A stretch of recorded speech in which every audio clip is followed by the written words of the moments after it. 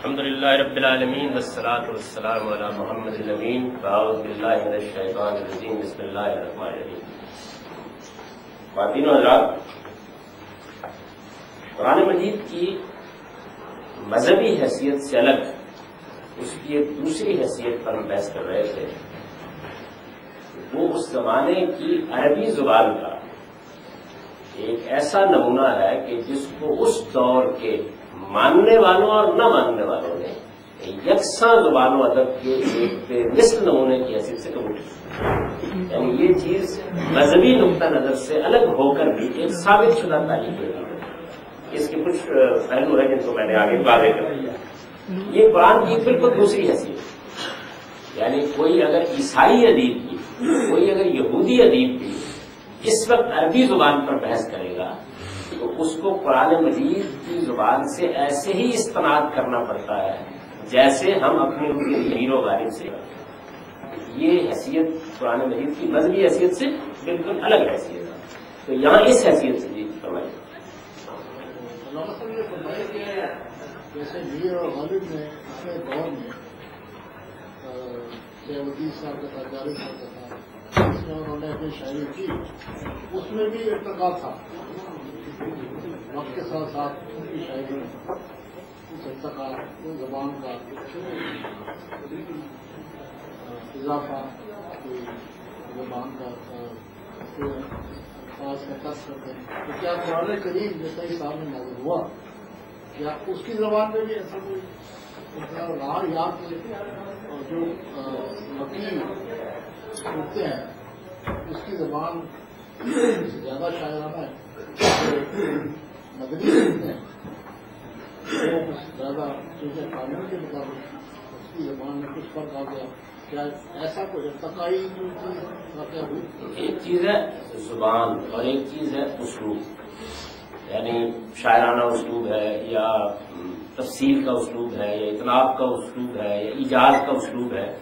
تو یہ فرق تو قرآن میں ہوا ہے، زبان کا فرق نہیں ہو سکا. اور اس کی وجہ یہ ہے کہ میر و غالب کے زمانے میں ایسے عوامل سماجی سطح پر موجود تھے جو زبان پر اثر انداز ہو رہے تھے. جیسے مثال کے طور پر ہمارے ہاں ریڈیو اور ٹیلی ویژن آ گئے، ہر گھر میں پہنچ گئے. تو یہ ایک سماجی عامل ہے جو اب زبان پر اثر انداز ہونا شروع ہے. ابھی میں نے ذکر کیا تھا متنبی کا. متنبی بالکل قریبی زمانے کا آدمی ہے، بڑا شاعر. اس کی زبان کو قدیم عربی یا عربی معلیٰ یا دور جاہلیت کی عرب کے لیے مستند نہیں مانا جاتا. کیوں نہیں مانا جاتا؟ وجہ یہ ہے کہ وہ شہروں میں آتا جاتا ہے، اور کچھ نہیں ہے. بڑی اعلیٰ زبان لکھتا ہے لیکن شہروں میں آنے جانے کی وجہ سے، یعنی اگر مثال کے طور پر ایک آدمی کوفہ میں دمشق میں بہت آتا جاتا ہے تو وہاں اجمیوں سے اختلاط کے مواقع ملتے ہیں اور زبان پر اثر ہونا شروع ہو جاتا ہے. تو یہ چیز قرآن کے ساتھ زمانہ نزول میں پیش ہو جائے. تو اس وجہ سے زبان میں تغیر نہیں ہوا، اسلوب میں ہوا. اور اس کا باعث کیا ہے وہ ہم آگے تیرے بحث کریں گے. تو قرآن کی یہ دوسری حیثیت ہے جس کی طرف میں اشارہ کر رہا تھا. چنانچہ قرآن کی زبان کے لیے سب سے پہلے جس چیز کی طرف رجوع کرنا چاہیے وہ خود قرآن مجید ہی ہے. اس کے بارے میں یعنی قرآن کے بارے میں کوئی شخص اس حقیقت کا انکار نہیں کر سکتا کہ یہ جب ام القرآن میں نازل ہوا تو اس کی الہامی حیثیت کہ یہ خدا کا کلام ہے یا نہیں ہے، اس کی الہامی حیثیت، قرآن کی الہامی حیثیت تو بے شک ایک عرصے تک مارد بحث میں ہے. یعنی اس پہ گفتگو ہوتی رہی. وہ کہتے تھے کہ نہیں یہ تو ایک شاعری ہے، وہ یہ کہتے تھے کہ یہ تو اصل میں ایک پرانی طرز کے خطیب ہے، جادوگر ہے، جادو کر دیتے ہیں. الہامی حیثیت کے بارے میں بحث ہوتی رہی لیکن اس کی اہمیت کو کوئی شخص کبھی چیلنج نہیں کر سکتا. یعنی ایسا نہیں ہوا کہ کسی آدمی نے اٹھ کے کہا ہو کہ دیکھیے جی کیا زبان بول رہے ہیں، کیا زبان. یعنی اس کے بدترین معاندین کے مکالمے نقل ہیں، تو قرآن میں بھی ہیں اور تاریخ میں بھی موجود ہیں، کیا بھی آ جائیں گے. اس نے کہا یعنی قرآن نے کہا کہ وہ کسی اجمی کا کلام نہیں ہو سکتا. اور اس کی دلیل یہ تھی کہ وہ عربی مبین بنا دے. یعنی لوگوں نے جب یہ کہا، کیونکہ اس میں بعض بحثیں ایسی تھیں کہ جو بحثیں ان کا خیال تھا کہ یہ ان کو کیسے معلوم ہوئی. تو انہوں نے کہا معلوم ہوتا ہے کہ کوئی اجمیوں کا آدمی آ کے سکھا جاتا ہے رات رات میں ان کو یہ باتیں. تو قرآن مجید نے کہا کہ عجمی اگر بتاتا تو یہ عربی ہوتی، یعنی اس کا جواب اس نے نہیں دیا. تو اس نے اس کے جواب میں یہ کہا کہ وہ عربی مبین بنا ہوا ہے. اس نے اپنے آپ کو زبان و ادب اور فصاحت و بلاغت کا ایک معجزہ قرار دیا اور قریش کو چیلنج کیا کہ وہ اس کے مانند کوئی ایک سورہ ہی پیش کرے. یہاں تک کہ اس نے اعلان کیا کہ وہ اس کے لیے اپنے ادیبوں، خطیبوں، شاعروں، کاہنوں اور صرف انسانوں ہی کو نہیں، جنات، شیاطین اور دیوی دیوتاؤں میں سے بھی جن کو چاہے بلا لے. لیکن یہ ایک ناقابل انکار تاریخی حقیقت ہے کہ اہل عرب میں سے کوئی شخص نہ اس کی عربیت کا انکار کر سکا اور نہ اس کے چیلنج کا جواب ہی کسی شخص کے لیے دینا کبھی ہو گیا. یعنی یہ دونوں چیزیں قرآن کے بارے میں تاریخی حقیقتیں ہیں، مذہبی حقیقتیں نہیں. جب اس نے اپنے آپ کو پیش کیا تو اس حیثیت سے پیش کیا اور کسی شخص نے اٹھ کر یہ نہیں کہا. اس زمانے کے ادبا شعراء سب موجود تھے اور بڑے نقاد ادب ہیں، یعنی کبھی ان کی تاریخ پڑھے آپ تو ایک معمولی خاتون تھی اور اٹھ کر ایک بڑے بڑے شاعر کی طبیعت درست کر دیتی کہ یہ تم نے کیا لفظ باندھا ہے اور یہ کیا بات کی ہے. ایک ہوتا ہے جس طرح کا ایک زمانے میں دلی میں حال یہ تھا، کہتے ہیں کرتنداروں کا بچہ بھی نکلتا ہے تو شاعری پیدا ہوتا ہے. تو ایک دور ہوتا ہے، تو یہ دور تھا اس وقت عرب میں. زبان ادب کے بارے میں بڑی غیر معمولی صورتحال تھی. قرآن مجید پیش کیا گیا، کوئی شخص یہ نہیں کہہ سکتا. یعنی مذہبی حیثیت الگ ہے، الہامی حیثیت الگ ہے. کوئی آدمی یہ نہیں کہہ سکتا کہ اس کی عربی ٹھیک نہیں ہے، اس کی زبان ٹھیک نہیں ہے، یہ ہماری زبان نہیں ہے، یا یہ تو معلوم نہیں کہ کس زمانے کی زبان بات کر رہا ہے. مبین عربی، یہ آگے زیر بحث آئے گا کہ قرآن صرف یہی نہیں کہ عربی مبین، اس میں اپنے واضح زبان، بالکل صاف زبان، وہ زبان جو تم بولتے ہو. پیچھے بھی آ چکا ہے. یہ جو مدینہ منورہ میں قرآن مجید کی صورتیں نازل ہوئی ہیں، کیا اس میں مدینہ منورہ والوں کی عربی کا دھیان کیا گیا یا وہ بھی اصل میں مکہ کی عربی؟ قرآن مکہ کی عربی. اصل میں عرب جو ہے یہ آگے ایک بحث آ رہی ہے. طه حسین نے جو پھر ادب الجاہلی میں کی ہے، میں اس میں بتاؤں گا آپ کو کہ یہ ایسا ہوتا ہے کہ جب کوئی زبان بالکل معیاری قرار پا جاتی ہے تو پھر یو پی کا ادیب بھی دلی کی زبان لکھتا ہے، یعنی مجبوری ہوتی ہے. تو اس وجہ سے پھر زبان کا وہی معیار ہر جگہ ہوتا ہے. نا امرؤ القیس ہے تو وہ قریشی نہیں ہے، لیکن اس کی زبان وہی ہے جو قریش کی زبان ہے، اس لیے کہ دوسری زبان کو وہ باری حاصل نہیں ہوتا ہے. کون لکھے بیان کرے. لیکن مدنی اور مکی صورتوں کی زبان میں بھی کچھ زبان میں فرق ہے، اسلوب میں فرق ہے، زبان میں فرق ہے، وہی ہے. اچھا واضح یہ ایک الگ عنوان کے تحت بطور اصول زیر بحث آ رہا ہے، اس سے کچھ نتیجے نکلتے ہیں جو ہم نکالیں گے آگے چل کے. تو قرآن مجید کے جو چیلنج ہے ان کو کہ وَإِن كُنتُمْ فِي رَيْبٍ مِّمَّا نَزَّلْنَا عَلَىٰ عَبْدِنَا فَأْتُوا بِسُورَةٍ مِّن مِّثْلِهِ وَادْعُوا شُهَدَاءَكُم مِّن دُونِ اللَّهِ إِن كُنتُمْ صَادِقِينَ اور قُل لَّئِنِ اجْتَمَعَتِ الْإِنسُ وَالْجِنُّ عَلَىٰ أَن يَأْتُوا بِمِثْلِ هَٰذَا الْقُرْآنِ لَا يَأْتُونَ بِمِثْلِهِ وَلَوْ كَانَ بَعْضُهُمْ لِبَعْضٍ ظَهِيرًا. یہ قرآن مجید نے مختلف مقامات پر یہ چیلنج کیا ان کو کہ اگر تم اس چیز کی طرف سے شک میں ہو جو ہم نے بندے پر اتاری ہے تو اس کے مانند ایک سورہ ہی بنا لاؤ اور اس کے لیے اللہ کے سوا اپنے سب ہم نواؤں کو بلا لو. اگر تم سچے ہو کہہ دو کہ اگر سب جن و انس اس بات پر اکٹھے ہو جائیں گے اس جیسا کوئی قرآن لے آئے تو نہ لا سکیں گے اگرچہ وہ ایک دوسرے کے مددگار بن جائیں. تو اس حیثیت سے جب کوئی کتاب پیش کی جاتی ہے تو ظاہر ہے کہ پھر مخاطب کیا کرتا ہے، پیش تو وہ کی جا رہی ہے ایک الہامی کتاب کے طور پر، وہ اٹھ کر اس میں مین پہ نکالے یہ غلطی ہے، یہ بات ہے. تو اس کے مقاصد زیر بحث ہیں، لوگوں نے اختلاف کیا اس کی الہامی حیثیت زیر بحث رہی، اس پر بڑی بحثیں ہوئی، قرآن میں بھی نقل ہوئی ہیں، تاریخ میں بھی ہے. کسی نے اٹھ کے یہ نہیں کہا کہ یہ تو عربی نہیں یا یہ زمانے کی معیاری عربی نہیں یا یہ ہمارے، بلکہ جو کچھ کہا وہ ذرا سنیے کیا کہا ہے. بلکہ یہی نہیں، ام القرآن میں ولید بن مغیرہ یعنی اس زمانے کے ادب کا بڑا نقصان ہے، جس کی آپ عربی زبان کی وہ کتابیں پڑھیں جس میں اس زمانے کی ادبی تلمیحات اور ادبی بقائے بیان ہوئے ہیں تو معلوم ہوا کہ ایک بڑا آدمی ہے، یعنی مکے میں گویا جس کے شعر پر ہوتا ہے نا کہ حضرت نے گردن اٹھائی، تو اس سطح کا آدمی ہے. تو اس نے جب سنا، یہ مسلمان نہیں ہے، اس نے جب سنا تو جو تبصرہ کیا وہ یہ قرآن مجید واللہ ما منکم عارف بالاشعار منی ولا عالم برجزہ ولا قصیدۃ منی ولا باشعار الجن. وہ کہتے ہیں کہ بخدا تم میں سے کوئی شخص مجھ سے بڑھ کر نہ شعر سے واقف ہے، نہ رجز اور قصیدے سے، اور نہ جنوں کے الہام سے. یہ جنوں کے الہام سے پہ آپ کو تعجب ہوگا، عربوں کے ہاں جب کوئی بڑا غیر معمولی شاعر شعر کہتا تھا یا کوئی ادیب بات کرتا تھا تو جب وہ محسوس کرتا تھا نا کہ یہ انسانی سطح سے بلند ہو گئی ہے، تو ایک توہمات کی چیزیں ہوتی ہیں اس طرح کے معاشرے میں، تو یہ کہتے ہیں کہ اس پر کوئی جن حاوی ہے. اور عربی زبان میں اس طرح کے اشعار کے الگ مجموعے یعنی جن کے بارے میں یہ خیال کیا جاتا ہے کہ کوئی جن ہے، یعنی یہ انسان کی سطح کی چیز نہیں ہے. تو وہ یہ کہتا ہے کہ بخدا تم میں سے کوئی شخص مجھ سے بڑھ کر نہ شعر سے واقف ہے. یہ وہ اپنی حیثیت بیان کر رہا ہے، نہ رجز اور قصیدے سے. عربی زبان میں جو رزمیہ شاعری جو ہوتی ہے، ہمارے یہاں جس کو رزمیہ شاعری کہتے ہیں، ان میں جنگ جدال کے موقع کے اوپر اپنی شان مفاخرت مباحات کے اشعار کہے جاتے ہیں. تو اس طرح کے جو اشعار ہیں، کبھی آپ لوگوں نے اگر سیرت کی کتابیں پڑھی ہوں تو یہ معلوم ہوگا کہ وہ سیدنا علی رضی اللہ عنہ جب خیبر میں اترے، انا الذی سمتنی امی حیدرا، یہ شاعری ہے، میں وہ ہوں جس کی ماں نے اس کا نام حیدر رکھا ہے. تو اس طرح کے اشعار ان کو رج کہتے ہیں، یعنی اس نوعیت کے اشعار. جیسے فردوسی کا شاہ نامہ ہے رزمیہ شاعری ہے، اس میں جنگ جدال سہراب رستم جنگ ہو رہی ہے. تو اس طرح کی چیزیں جو ہے یہ عام طور پر رج کہلاتی ہیں.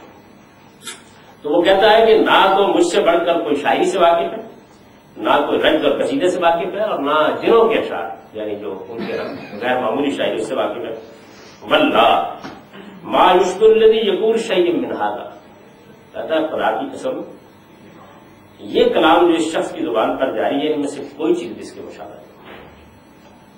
یعنی یہ اس درجے کا کلام ہے تو عربی میں، لیکن یہ کہ بہت بلند کلام ہے. ایسا کلام ہے واللہ ان لقولہ الذی یقولہ حلاوہ وان علیہ لطلاوہ وانہ لمصبر اعلی ومغلق اسفلا وانہ لیعلو ولا یعلی وانہ لیحتم ما تحت. بخدا اس کلام میں بڑی حلاوت اور اس پر بڑی رونق ہے، اس کی شاخیں ثمربار ہے، اس کی جڑیں شاداب ہے.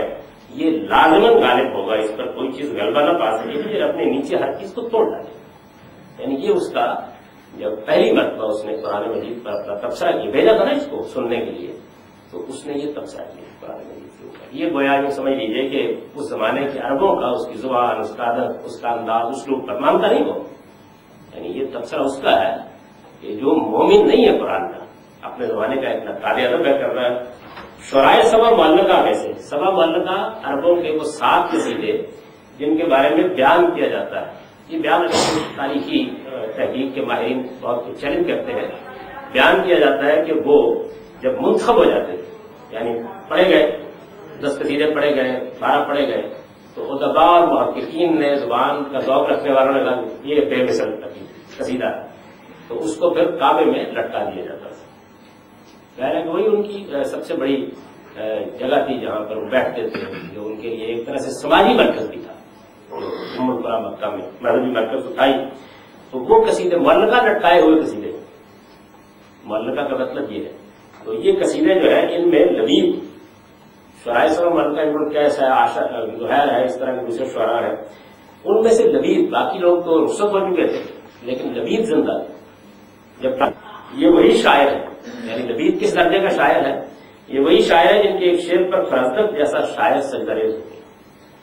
فرزدق دوسرے دور کے بڑے شعراء میں سے ہیں.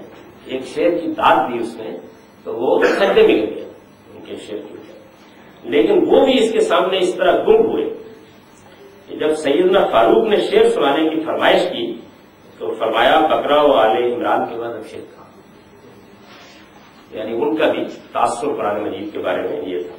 وہ شعر میں نیچے نقل کر دیے جس کے بارے میں بیان کیا جاتا ہے کہ جب لبید نہیں، ان کے معلقے کا شعر ہے، وَجَلَسْ سُيُولُ عَنِ الطُّلُولِ كَأَنَّهَا زُمَرٌ تُجِدُّ مَتُونَهَا أَطْلَافًا. یہ شعر جب انہوں نے پڑھا اپنے معلقے میں فرزدق سجدہ، اس کے اندر میں ایک بڑی خوبصورت اور نادر تشبیہ ہے جس کو ہو سکتا ہے کہ عجمی ذوق اس طرح اپریشیٹ کرتے ہیں. یعنی تھوڑا سا میں سمجھا دوں آپ کو یہ کہ یہ چیز کو زیر بحث پہ جاتی ہے. عربی شاعری کا ایک بڑا پامال مضمون یہ ہے، بدو لوگ یعنی یہاں خیمے لگے، اس کے بعد شادابی کا موسم ختم ہو گئے، پانی کی ضرورت پڑ گئی، خیمہ اٹھائے کی ضرورت پڑ گئی. یعنی ان کی زندگی میں یہ عام ہوتا. شہری تمدن میں رہنے والے لوگ الگ تھے لیکن شاید بہت چھوٹے چھوٹے تھے، 200 400 500 کی آبادی ہے. زیادہ تر لوگ اب بھی صورتحال یہی ہے. یعنی اس وقت بھی وہ اس کو بہت لطف کی چیز سمجھتے ہیں کہ کہیں جا کے صحرا میں ایک خیمہ لگا لیا گیا، وہاں بیٹھ کر گزارا گیا. تو یہ ان کی اس وقت کی زندگی، اس میں قبیلوں کے قبیلے کے لوگوں اسی طرح سفر میں رہتے تھے. اب ظاہر ہے کہ انسانی زندگی جو ہے وہ عقل بھی رکھتی ہے، حسن بھی رکھتی ہے، جذبات بھی رکھتی ہے، پتہ نہیں کیا کر سکتی. تو ایسا ہو جاتا تھا کہ اس کا قبیلہ بھی کہیں خیمردن ہو گیا, اس کا قبیلہ بھی خیمردن ہو جاتا تھا. اچھا, اب ملاقات ہوئی, بات ہوئی, ایسی ملاقاتیں اور باتیں ضروری تو نہیں ہوتا نا کہ اپنے انجام تک پہنچ جائیں. اس کے بعد فیصلہ کر لیا گیا تو خیمے اٹھا لیا گیا. تو اس کی یاد کے کچھ نقوش وہاں باقی رہ جاتے تھے. یعنی آگ بجھی ہوئی ادھر, ٹوٹی ہوئی تناب ادھر, کیا خبر اس مقام سے گر گئے ہیں کتنے کارواں, تو یہ ہو جاتا ہے. اب اس میں یہ ہے کہ وہ پھر شاعر ہے, تو اس مقام پر جائے گا تو کہیں چولہے کی تینوں اینٹیں پڑی ہوں گی, کہیں ٹوٹی ہوئی تناب ہوگی, کہیں کوئی نقوش پتھر پر بنائے ہوں گے. دیکھا نا آپ نے, ہمارے جلال آباد بات کیا, دیوار پر لوگ بنائے. تو وہ جائے گا اور جا کر ان کو دیکھ دیکھ کر روئے گا, یاد کرے گا, شعر کہے گا. تو یہ عربوں کا ایک عام مضمون ہے ان کی شاعری کا, اور اس میں بڑی خوبصورت شاعری انہوں نے کی ہے. تو اس موقع کے اوپر یعنی ایسا ہوتا ہے بعض اوقات کہ رخت سفر باندھا اور خیال کیا کہ اب وہ کہاں, اس کے آثار دیکھے جاتے ہیں. پتہ نہیں کتنا سفر کیا, روکنے کی بہار تھمی دیے, چل رہے ہیں. صحرا میں جا کے بڑی مشکل سے جگہ تلاش کرنی چاہیے تو معلوم ہوا کہ بارشوں نے آثار مٹا دیے. ہے نا ایک انگیز صورتحال. میں جلس سیول و انل کاننا, سیلاب آئے ہیں, بارشیں ہوئی ہیں, اور انہوں نے ایک ایک چٹان سے نقش مٹا دیا. اب تو یہ ایسے کاغذ بن گئے ہیں کہ اگر آپ چاہیں تو ایک نئی تحریر ان کے اوپر لکھیں. یعنی ایسا کاغذ بن جانا کہ آپ چاہیں تو ایک نئی تحریر اس کے اوپر لکھ دیں. یہ کسی چیز کے مٹ جانے کی آخری تعبیر ہے نا. تو اس تشبیہ کی وجہ سے وہ سجدریز ہو گئے.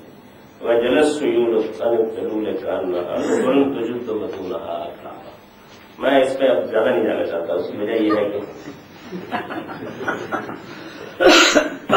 اتنا ہی کافی ہے. تو فرزدق اس تشبیہ پر سجدریز ہو گئے. یہ محض ایک شخص کا اعتراف نہ تھا, اس کے معنی یہ تھے کہ عرب کی ساری فصاحت و بلاغت اس کے سامنے سرفگندہ ہو گئی.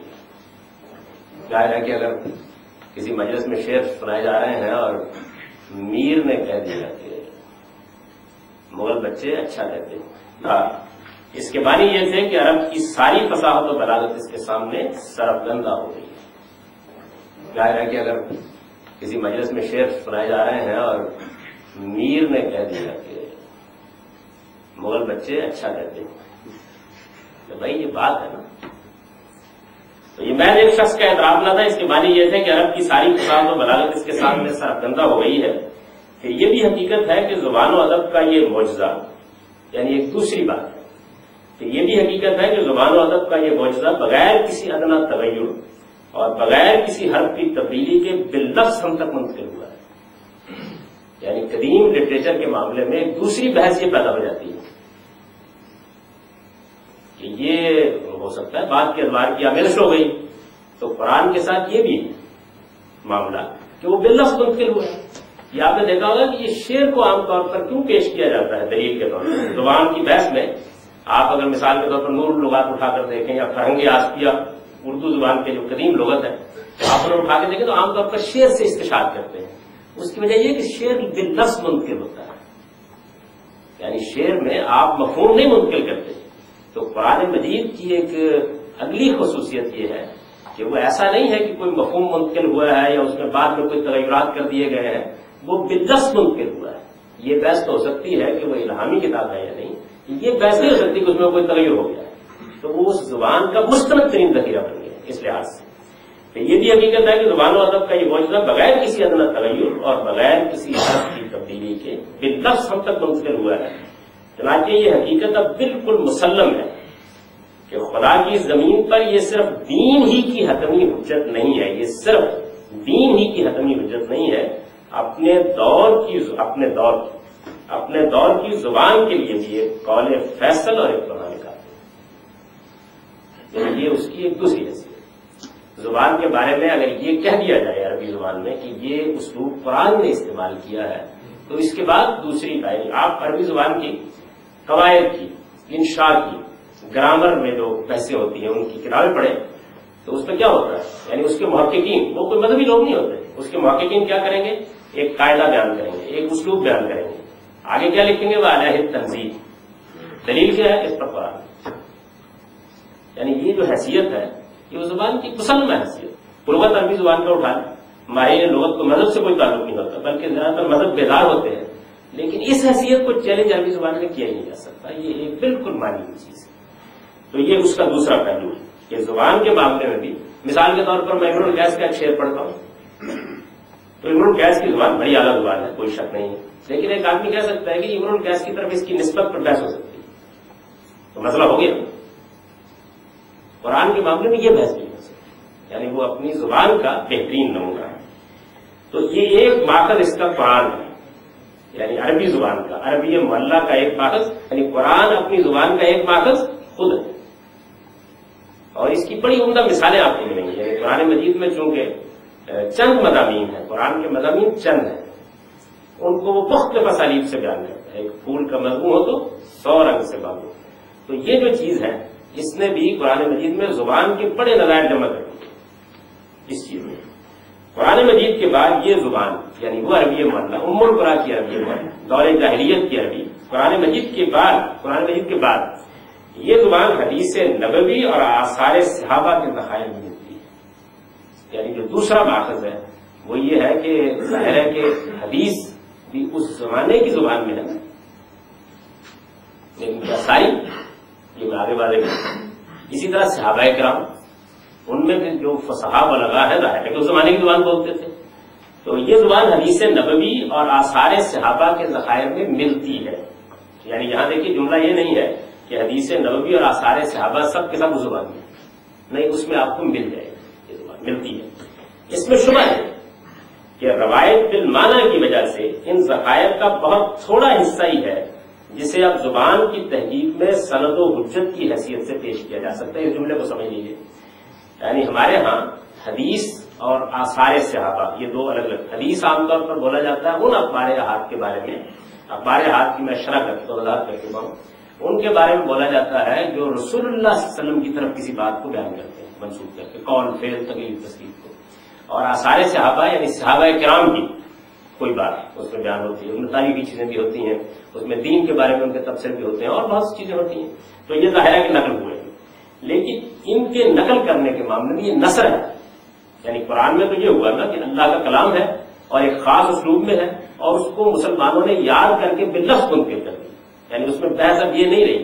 حدیث کے معاملے میں یہ ممکن ہی نہیں ہوتا. یعنی میں اب بہت سی باتیں کروں گا تو آپ ان باتوں کو باللفظ نہیں منتقل کر سکتے، بالمعنی منتقل کریں گے. بالمعنی کا مطلب کیا ہے، یعنی آپ اس کا مفہوم اپنی زبان میں بیان کرتے ہیں. تو اس کو کہتے ہیں روایت بالمعنی. یعنی روایت تو کی گئی ہے، ایک چیز کو بیان کیا گیا ہے، وہ باللفظ بھی ہو سکتی ہے، یعنی آپ نے بیان ہی میرا جملہ دہرا دیا، اور وہ بالمعنی بھی ہو سکتی ہے کہ آپ نے اس کا مفہوم اپنی زبان میں بیان کر دیا. تو حدیث اور آثار صحابہ دونوں میں کیا مسئلہ پیدا ہوا ہے، روایت بالمعنی کے لیے. یعنی یہ جتنے بھی محدثین ہیں یا اس فن کے محققین ہیں انہوں نے اس پر باقاعدہ بحث کی ہے، اور انہوں نے یہ کہا کہ اس میں روایت بالمعنی کے سوا چارہ نہیں. یعنی کسی آدمی سے یہ اصرار کرنا کہ وہ ہر بات کو لفظوں میں بیان کرے، تو یہ گفتگو ایسے ہو نہیں سکتی روایت. چنانچہ اس میں بالمعنی مفہوم بیان کر دیا جاتا ہے. اچھا، جب ہم مفہوم بیان کرتے ہیں تو آپ نے کبھی غور کیا کیا ہوتا ہے؟ یعنی ایسا ہوتا ہے کہ اس میں ہم جگہ جگہ بعض اوقات اصل الفاظ بھی کر دیتے ہیں. ایسا ہوتا ہے نا، خاص طور پر کسی بڑے آدمی کی بات بیان ہو رہی ہے یا کوئی غیر معمولی بات بیان ہو رہی ہے جس نے متاثر کیا ہے، تو وہ جملہ بھی ہم کو یاد رہ جاتا ہے. جیسے میں نے ابھی آپ کو مولانا مودودی کا ایک واقعہ سنایا زبان کے بارے میں، تو اس میں یہ ہے کہ ساری بات تو میں نے بالمعنی بیان کیا لیکن آخری جملہ باللفظ ہے. تو ایسا ہوتا ہے کہ بعض جملے اسی طرح ہو جاتے ہیں. تو اب ہوتا کیا ہے کہ روایت بالمعنی کی وجہ سے ان ذخائر کا ایک معمولی حصہ ایسا ہے، بہت کم ہے، جس کو زبان کے بارے میں سند اور حجت کی حیثیت سے پیش کیا جا سکتا ہے. یعنی سارے بھی پیش کیے جا سکتے. ان کے بارے میں یہ بات پورے اطمینان کے ساتھ نہیں کہی جا سکتی کہ یہ بین ہی وہی الفاظ ہیں جو رسول اللہ صلی اللہ علیہ وسلم نے بولے تھے یا صحابہ کرام نے بولے. اچھا، لیکن یہ جتنا کچھ بھی باقی ہے، یعنی جتنا بھی ہو گیا، یعنی اگر مثال کے طور پر 50 جملوں میں 2 جملے بھی مل گئے ہیں آپ کو، لیکن یہ جتنا کچھ بھی باقی ہے اہل ذوق کے لیے متاع بے بہا ہے. یعنی اگر کوئی زبان کا مطالعہ کرنا چاہے تو جس طرح قرآن مجید تو سارا کا سارا سند اور حجت ہے، تو آپ کو اس میں بھی بہت سی چیزیں مل جائیں گی. بعض اسالیب ایسے ہیں کہ زبان کی پیسے آ گئی. میں آپ کو بتاؤں گا کہ جو حدیث میں بعض بڑی بول چال کی زبان ہوتی ہے، گفتگو ہے، آپس میں آدمی بعض وقت تنقید بھی کرتا ہے، تعریف بھی کرتا ہے، ڈانٹ بھی دیتا ہے، زجر بھی کرتا ہے، توبیخ بھی کرتا ہے. اس کے بڑے خوبصورت اسالیب ہیں جو بعض جگہوں پر آ گئے، اور وہ باللفظ ہے، ظاہر عربی بول رہے ہیں لوگ. بالمعنی میں بھی یہ ہے کہ وہ جو آگے روایت کر رہا ہے وہ بھی قریب کے زمانے ہی کا ہے، تو اس وجہ سے کچھ نہ کچھ اس میں باقی رہ گیا ہے، کچھ نہ کچھ. یعنی ایسا نہیں کہ آدمی زبان کی بحث کر رہا ہو اور یہ کہے کہ یہ تو فلاں حدیث میں یہ لفظ اس طرح استعمال ہوا ہے. اہل فن کے نزدیک یہ چیز یہ اہمیت نہیں رکھتی. اس کی وجہ یہ ہے کہ پھر پہلے ثابت کرنا پڑے گا کہ وہ باللفظ روایت ہوئی ساری کی ساری. تو جتنا کچھ بھی باقی ہے اہل ذوق کے لیے متاع بے بہا ہے. یہ افصح العرب والعجم اور فصحائے صحابہ کی زبان ہے. یعنی یہ زبان جو ہے یہ رسول اللہ افصح العرب والعجم، خود حضور نے اپنے بارے میں کہا کہ میں فصیح ترین لوگوں میں سے ہوں، اور یہ بھی کہا کہ میں حلیمہ سعدیہ کے قبیلے میں پرورش میں نے پائی ہے جس سے زیادہ بہتر زبان عرب میں نہیں سیکھی جا سکتی. یعنی زبان کو محفوظ کرنے کے عربوں کا اتنا اس معاملے میں اہتمام تھا کہ قریب میں جو بدوی علاقے تھے جن میں شہری تمدن کے اثرات نہیں ہوتے، بچے وہاں بھیج دیتے تھے تاکہ ان کی زبان پر کوئی ایسا لفظ نہ آئے. یہ آج کل کے زمانے کے مسئلے نہیں ہیں. آپ اجے بھی محسوس کر رہے ہوں گے اب کیا ہوتا ہے، یعنی بچہ جو لفظ چاہے جس طرح چاہے بولتا ہوا آئے. تو ایک زمانہ ایسا رہا ہے کہ دلی کے لوگ اپنے بچوں کو کہیں اگر ننہال میں ظاہر ہے کہ شادیاں تو ہو جاتی تھی نا، لے جانا ہو تو ساتھ ہی لے جاتے تھے. اس زبان پر برا اثر پڑے گا. اگر میر صاحب جیسا آدمی ٹانگے بیٹھے ہوئے بات کرنے کے لیے تیار نہیں ہے زبان پہ بیٹھ جائے. میر کی شاعری آپ لوگوں نے جن کو زبان کا ذوق ہے ضرور پڑھیں. اس میں اردو زبان وہ جب وہاں گئے ہیں لکھنؤ میں تو بیچاروں بڑے پرانے کپڑے پہنے ہوئے تھے، حالات بہت خراب تھے. ان کی شہرت تو لکھنؤ میں پہنچ چکی تھی لیکن لوگوں نے ان کو دیکھا نہیں تھا. آج کل کے زمانے میں ٹیلی ویژن پر تصویر تو نشر نہیں ہوتی بڑے لوگوں کی، تو اس وجہ لوگ واقف نہیں تھے. کسی مشاعرے کی مجلس میں چلے گئے تو لوگوں نے کچھ لکھنؤ کے بانکے، کوئی ادھر کا جملہ کوئی ادھر کا جملہ، تو اس کے بعد وہ خاموش بیٹھے رہے. تو لوگوں نے کہا کہ حضرت اب کچھ پڑھیے. تو انہوں نے کہا کیا بولو باش پوچھے ہو پورب کے ساتھیوں، ہم کو غریب جان کے حسس پکار کے. دلی جو ایک شہر تھا عالم میں انتخاب، ہم رہنے والے ہیں اسی اجڑے پیار. تو ایک وہ زمانہ بھی تھا میر کا. تو میر کی زبان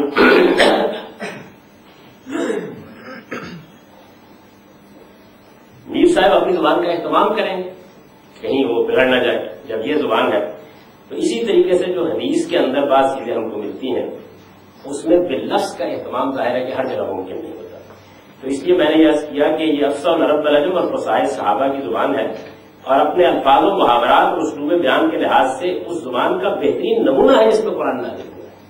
یعنی یہ اگر آدمی اس کا اچھا ذوق رکھتا ہو تو قرآن کے بڑے قریب ہے، ظاہر اسی زمانے کی زبان ہے. نبی صلی اللہ علیہ وسلم کی دعاؤں، یعنی حضور نے بعض دعائیں سکھائی ہیں مختلف موقعوں پر لوگوں کو. اب ظاہر ہے کہ ان کو لوگوں نے باللفظ کوشش کی ہے یاد کرنے کی اور روایت کرنے کی. اس میں بھی جملوں کا اختلاط ہو گیا ہے. نبی صلی اللہ علیہ وسلم کی دعاؤں، تمثیلات اور صحابہ کے ساتھ آپ کے مکالمات. اسی طرح حضور نے بعض موقعوں پر بعض بڑی خوبصورت مثالیں بیان کی، تمثیلیں ہیں بعض، یعنی کسی موقع کو بات سمجھانے کے لیے. تو لوگوں نے اس تمثیل کی خوبصورتی کی وجہ سے کوشش کی ہے کہ وہ باللفظ روایت ہو. دعاؤں، تمثیلات اور صحابہ کے ساتھ آپ کے مکالمات. اچھا ایسے ہی مکالمہ ہوا ہے، یعنی کسی صحابی نے کوئی جملہ بولا، حضور نے اس کے جواب میں کوئی جملہ بولا، جملہ خوبصورت، تو لوگوں نے کوشش کی ہے کہ اس کو بھی وہ باللفظ روایت کرتے ہیں. یعنی یہ وہ فطری چیزیں ہیں جو زبان کے نقل کرنے میں پیش آ جاتی ہیں. چونکہ بالعموم، دیکھیے لفظ بالعموم ہے، ایسا نہیں کہ ہر جگہ ہوا ہے. چونکہ بالعموم روایت پہ لفظ کا اہتمام ہوا ہے، یعنی ان چیزوں میں عام طور پر لوگوں نے کوشش کی ہے کہ رسول اللہ صلی اللہ علیہ وسلم کے لفظوں ہی میں یا صحابہ کے لفظوں میں بات آ جائے. اس وجہ سے اس زبان کے نظائر سب سے زیادہ انہی کی روایت میں ملتے ہیں. یعنی یہ جو روایت بالمعنی ہے نا، یہ اس میں مذاق ادا ہو جاتا ہے. ایک بڑی مشہور روایت ہے، کبھی حدیث پڑھنے پڑھانے کا موقع ملا. رسول اللہ صلی اللہ علیہ وسلم واپس آ رہے تھے، اس کو لیلۃ العریس کی روایت کہتے ہیں. کسی جگہ پہ پڑاؤ ڈالا آپ نے تو وہاں پر آپ نے بلال سے کہا کہ بھائی بہت رات ہو گئی اور غیر ممکن ہے کہ صبح کی نماز کے لیے آنکھ نہ کھل سکے، تو ایسا ہے کہ ہم سوتے ہیں، تو تم ذرا اس معاملے میں نگرانی رکھنا. اور ہوا یہ وہ بھی ہو گئے. تو جب سورج کی کرنیں پورے لشکر پر پڑی تو اس کے بعد آپ کھلی سب کی. تو حضور نے ان کو بلا کے پوچھا.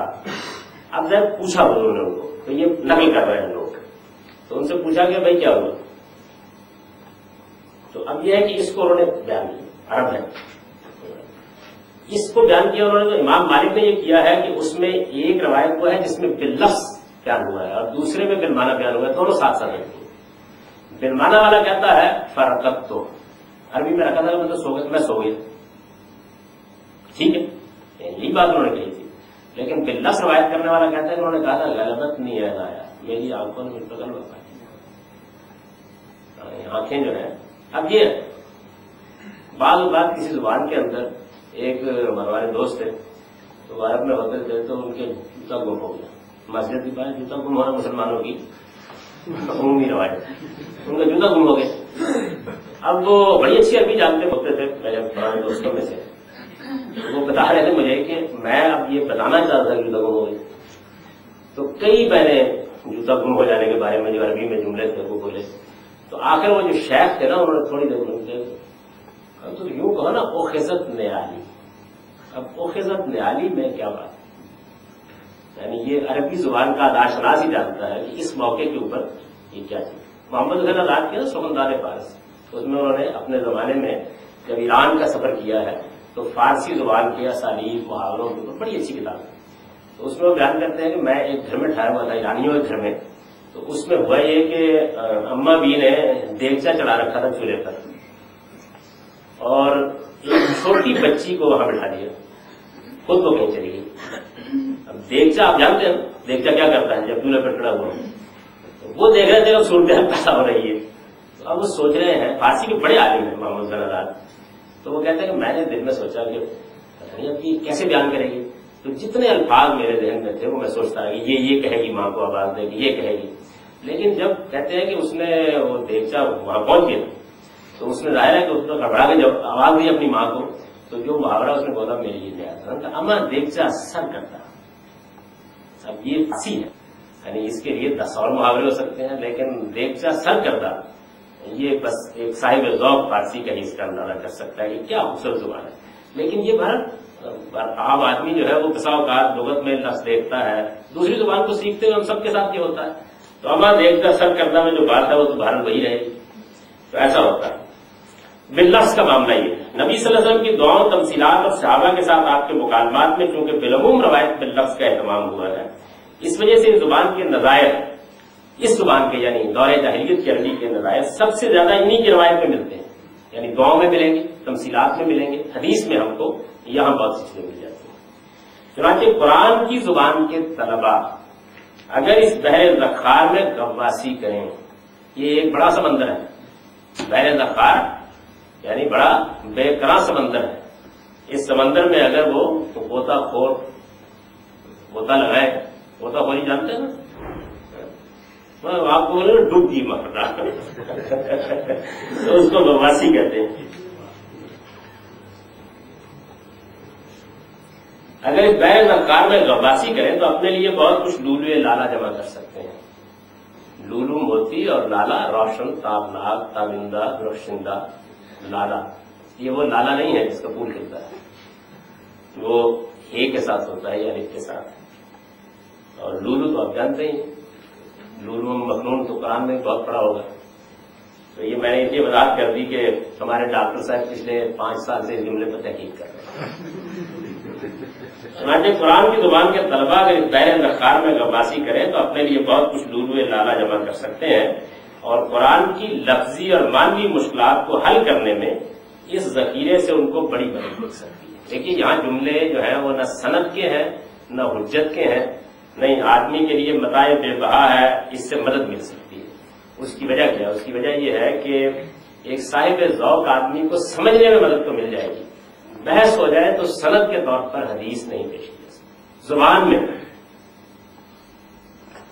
یعنی باللفظ میں اپنے ذوق سے محسوس کرتا ہوں ہے، لیکن آخری درجے میں کہا نہیں جا سکتا. تو آپ دیکھیں اس پیراگراف میں یعنی قرآن کے بارے میں تو یہ ہے نا کہ یہ صرف دین ہی کی حتمی حجت نہیں ہے، اپنے دور کی زبان کے لیے بھی ایک قول فیصل اور ایک قرآن کاتب. یعنی وہاں تو یہ ہے کہ قرآن مجید سے اگر آپ نے نظیر پیش کر دی تو بات ختم ہو گئی، لیکن یہاں کیا ہے آپ فائدہ اٹھائیں گے، آپ کو مدد ملے گی، بعض اسالیب کو سمجھنے میں آپ کو بہت کچھ اس پہ حاصل ہو جائے گا. آخری درجے میں یہ بات نہیں کہی جا سکتی، اس لیے کہ نثر ایک ایسی چیز ہے کہ جس میں ایک آدھ جملہ بھی ادھر ادھر ہو جاتا ہے تو ہر آدمی جب روایت کرتا ہے خواہ وہ کتنا ہی زیادہ کیوں نہ اس میں اہتمام کر رہا ہو. تو اس وجہ سے یہ ذخیرہ جو ہے اس میں بہت تھوڑی چیزیں ہیں کہ جو بالکل ضرب المثل کی حیثیت اختیار کر گئی ہیں، جن کے بارے میں آپ کہہ سکتے ہیں کہ یہ بات اس میں جانی. عام طور پر یہ مشکل ہوتا ہے کہ اس کو سند کے طور پر پیش کر دیا. اس کے بعد یعنی حدیث اور آثار صحابہ کے بعد اس زبان کا سب سے بڑا باعث جی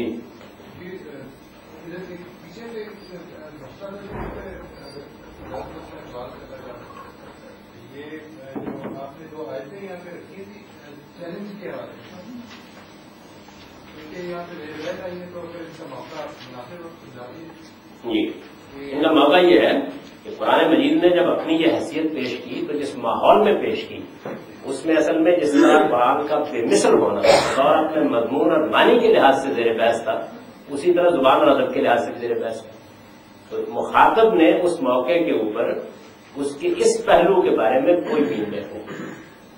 یعنی جس وقت آپ کوئی چیز چیلنج کے انداز میں پیش کرتے ہیں تو بے شک آپ نے چیلنج پیش تو کسی اور پہلو سے کیا، لیکن جو مخاطب ہے وہ تو اپنے پس منظر میں گفتگو کرتا ہے نا.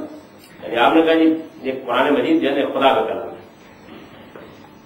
یہ میں اسی مثال کو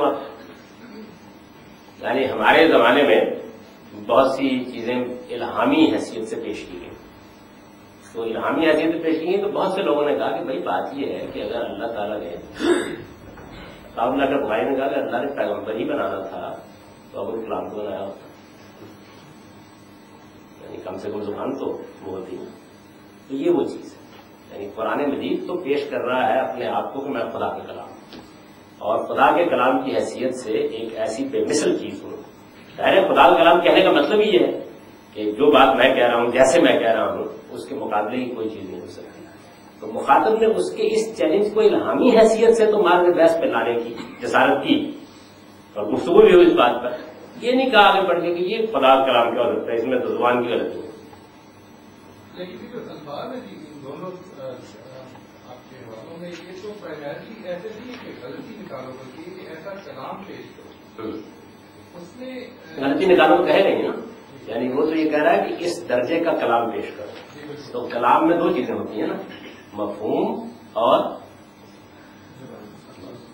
اس پر ایک میں نے انٹرسٹنگ اعتراض یہ پڑھا تھا کچھ دن پہلے کہ یہ کوئی بھی آدمی اپنے کلام کے بارے میں کہہ سکتا ہے. بالکل ایسے ہی کوئی بھی آدمی کہہ سکتا ہے. کیا چیز ہے جس کو پہلے سنایا غالب بھی کہہ سکتا ہے کہ میری جیسی شاعری کوئی نہیں کر سکتا، یہ تو ہو سکتا ہے میرے سے بہتر کر سکتا، میری جیسی کوئی نہیں کر سکتا. ٹھیک، یا انجیل کی بات یہ جب کہا جاتا ہے میرے جیسی تو نہ کہنے والے کے پیش نظر یہ جیسی کا مطلب یہ ہوتا ہے، اس کا مطلب ہوتا ہے اس معیار کی، اس شان کی. اصل میں پہلے تو جیسی کو بعد منقول نے پڑھ لیا. غالب جب یہ کہے گا کہ وہ جب داغ کہتا ہے نا اردو ہے جس کا نام ہم ہی جانتے ہیں داغ، ہندوستان میں دھوم ہماری زبان کی. تو یہ ہے چیلنج ہے نا، اردو ہے جس کا نام ہم ہی جانتے ہیں داغ، ہندوستان میں دھوم ہماری زبان کی. تو اس موقع کے اوپر جب آدمی یہ بات کہتا ہے تو یہ جیسی کا مطلب یہ جیسی نہیں ہوتا، اس کا مطلب اس شان کی، اس مقام کی کوئی چیز لاؤ اگر پیش کر سکتے ہو. تو دونوں چیزیں